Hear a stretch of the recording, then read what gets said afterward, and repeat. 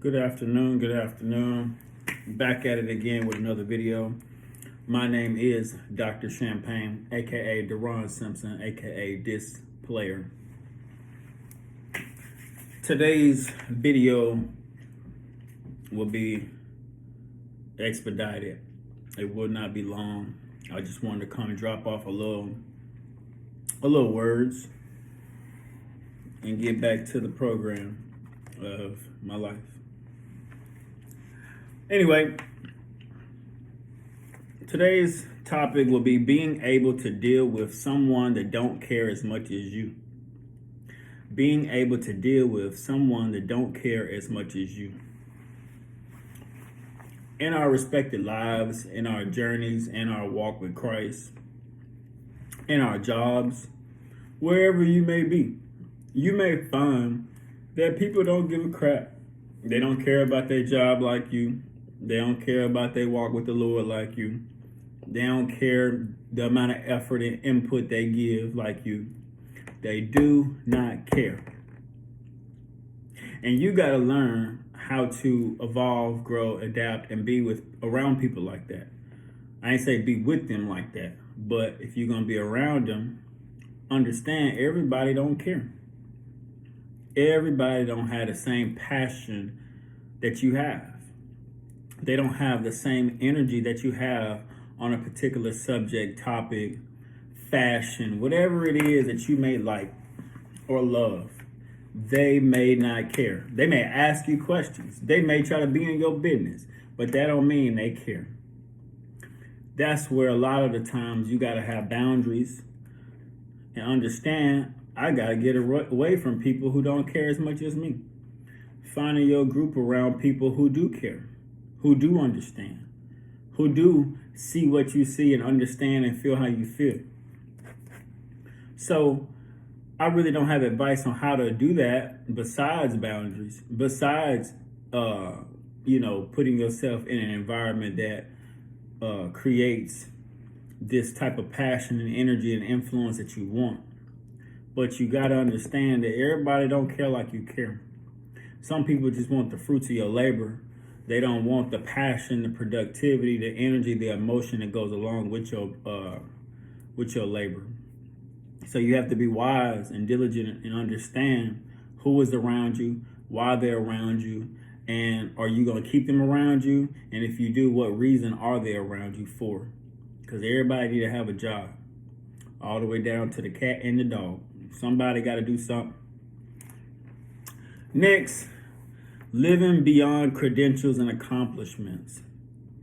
Living beyond credentials and accomplishments. We work so hard, to go to school, to go to work, to accomplish stuff, to apply for grants, to apply for different type of awards, to be nominated, to be gifted. We do our best in this life to achieve something, to be somebody, to go somewhere, to make a difference. And out of everything that I just said, you got to live beyond that. Your life just can't be that. And I'm not saying it won't take up a big part of your life, because it will. But at the same time, when time stops, natural disasters, COVID, just regularly living marriage or childbirth, or, raising a family, whatever it is beyond the credentials and accomplishments, you got to know how to do that, in my opinion, better than you know how to do credentials and accomplishments. Because those credentials and accomplishments are great pieces of paper or nominations or type of validation, but they don't satisfy you as much as you think they would. Because as time keeps going, nobody cares. As time keeps going, nobody really look at you in that fashion anymore, because time has evolved. 6 months is gone. A year is gone. A decade is gone. A quarter century is gone. And so once you start realizing that time keep moving, you got to know what you really taking care of, which is yourself, your relationship with Christ, your family, and your obligations. And that goes to my next point, living beyond credentials, accomplishments, and obligations. as much as you want to be obligated to your family, obligated to your children, obligated to your job, you got to have some obligations to yourself, of how you take care of yourself, high maintenance self-care routine, to where, if you're not smart, especially as a man of God, especially as a person that wants to do great things, you can find yourself working endlessly and always receive nothing. You could find yourself working tirelessly and always receive nothing. No satisfaction, no prosperity, no grace, nothing that gives you the fruit of your labor, the fruit of your spirit. And so it's good to just kind of figure out what is it that's helping you maintain, that's helping you, have a high obligation for yourself to be your best self, a high obligation to grow your best self, regardless of previous accomplishments, regardless of, people that don't care as much as you. And, this is a personal journey where you choose to get better, where you choose to say, yesterday I did great, but today I'm going to do even greater. And don't look for reward in that. Don't look for pats on the back because of that. Don't look for people to understand you because of that. In this life, and just like school and just like college or whatever you in, business, you will pass people up and people will pass you up. And throughout all of that, you got to understand what you're loyal to, what you obligated to within yourself, to Christ, to your purpose, to your mission. And it may not always lead to an accomplishment on a wall. It may not always lead to a degree. One of the questions that I really despise of as I get older is, what are your goals? I really don't like that question anymore, because it's kind of like, the way I interpret it, when certain people ask, it's almost like they're looking for a road or a map or a script of something that they can put in their head to track you. That's really, number one, it may not be none of their business, but number two, it's really made up. It's totally made up. And also, too, you can get overly personal by telling people your goals. So on a job interview, with your family, with your friends, it's like, man, what are your goals? It's like, well, if I tell you this, like, you ain't gonna really give me the energy I need once I say it. And if I do say it, will your initial investment to help me accomplish my goals? Oh, it's not there. Well, then what are we talking about? Why are we, doing this basic script time and time again, knowing you're not here to really be of service, of assistance? So, the last thing I'm going to say is, people can't behave beyond what they believe. I'm going to say that again. People can't behave beyond what they believe. A lot of times people don't have belief. They don't have vision. They don't have they don't have that type of awareness to be transformational. They don't have that type of guile and game to go forward, even in even in opposition. And so if they come around you, they may already done put something on you that's really not you. And then they keep, not necessarily trying to stop you, but they keep kind of putting roadblocks or things in your vicinity that's really terrible. And you're like, bro, like, you cool, but you're really not on my team as much as you think you are. Because number one, you short stopping my grind. And number two, every time I tell you about my grind or tell you what I'm trying to do, you try to put fear in it. You try to put insecurity into it. You try to cause doubt. And, the last thing I need is someone causing doubt. It's like you on the basketball court and y'all just shooting around. Like ain't nobody playing no games. It's not one-on-one. Just shoot around. And instead of having good people around you just shooting from half court, just seeing who make it first, they make everything a competition, or they make it to where, nah, you can't do it, or you know, whatever it may be. Instead of just shooting, they gotta have some type of, you know, gnat in your ear or some type of devil on your shoulder to try to talk you at your confidence. And that's where you gotta realize, like, bro, like, you know, get away from those type of people. If a basic just, and I'm not saying people can't be funny and be cool and be friends. That's not what I'm saying. I'm saying you got to know the difference between those people who you can just shoot half court shots with. It ain't nobody taking stuff too serious. Everything's cool. Then you got to understand who people do that with, and everything y'all do, they always trying to beat you.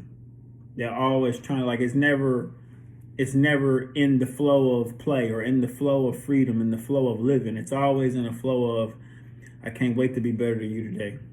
I can't wait to show you that you can't email better than me. I can't wait for you to show that like you got to watch that, because over time, if you're not careful, they will deter you from your speed of progression, your momentum. And it may sound kind of ticky tacky, but it be small things that can make you lose momentum. Small shifts in the road, small shifts in the steering wheel that can make you lose ground, lose confidence, lose faith. And you can't have that around you and expect to continuously move and grow and evolve and blossom the way you need to. You do need to have like-minded people around you, or even if they're not like-minded, they're not going to try to deter your mind off Christ, off your goals, off your ambition. Just go for people, places, jobs, things. It doesn't matter. Family, friends, it don't matter. And so this is not a video to be hateful or spiteful. This is a video just to let you know, when you have ambition about yourself, when you have goals, when you have things that you want to accomplish, when you have a lifestyle you're trying to live, even if it's just decorating your place, you know, make sure you execute your vision. Make sure you don't let people come in deter your vision. If it really don't match in your mind of what you want, get it out of here. For the men listening to this, I'm going to tell the men this too. Make sure you have a vision of what you want in your life, of your wife, of your family, of your home, the neighborhood you got, the dog that you get. I'm not saying everything's going to be perfect. I'm not telling you that. What I'm saying is just have some standards about yourself. So this way, when you do meet the love of your life, when you do meet someone you want to share and break bread with and break down with and, you know, settle down, at least you have a standard of living, a standard of respect for yourself, a standard of, ma'am, listen, I like you, but listen, no paper plates. I love you, you cool, but, you know, I work too hard to be eating on paper.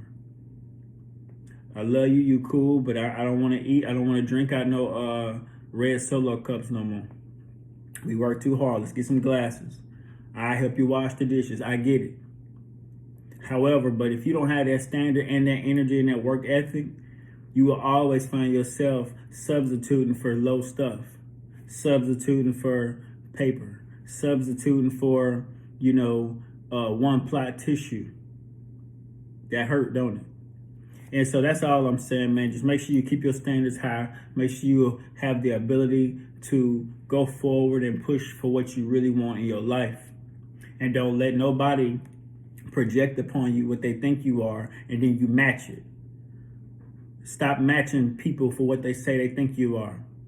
No, if you know what you are, you grow who you are. Don't let people come in your life and try to, you know, baby boo and hun you and put that little voodoo on you. They tried. That's why it's good to kind of learn how to be by yourself so you could know yourself. Because the more you be globbed and glooped up with all these people, the more you can't even identify who you are amongst them. Everybody look alike. Everybody sound alike. Everybody dress alike. So, and lastly, develop your leadership communication. My leadership communication is Dr. Champagne. My phrase is keep it champagne. Champion mentality. Ability to adapt, Seek knowledge for self, inspire in spirit. Speech and behavior are to be of high quality or best version of self. Allow yourself the ability to grow. Allow yourself the opportunity to go further than what you've been. Don't let nobody put you in a spirit of defeat. I'm going to say that again. Don't let nobody put you in a spirit of defeat. They want you to feel like a loser. They want you to feel like you ain't got enough education. They want you to feel like you slow. They want you to feel like, oh, you're a black person and, you know, this is just for people of other skin tones. That's a lie. If you want it, go get it. Dress well, look well, take a bath. And when you talk to people, head up, shoulders out, come on, man, good morning. And that goes for men to women as well. Men, stop acting like these women are weak. These women ain't weak. They not weak at all. And you got to talk to them straight. Talk to them straight. Don't be scared. They be all right. If they get hurt, they just hurt. They just hurt. They'll be okay. They know they dealt with many men. Don't think you number one. Don't think you number one. They've dealt with many men. You ain't the first one to tell them no. But you may be the first one to then go for that little crybaby victim stuff. So learn. Learn your game. Learn who you are. Stand in your standards. Anyway, please like, share, and subscribe if you can. Check out my book, $2 Way, DSPLAYER University. The link should be in the bio. I think I have an Instagram _DSPLAYER. What else? I think that's it, man. I didn't say it too much, man. Y'all just keep it champagne at the top, not the bottom. I always promote Champagne Avenue. I never tell you to go to Rose Street.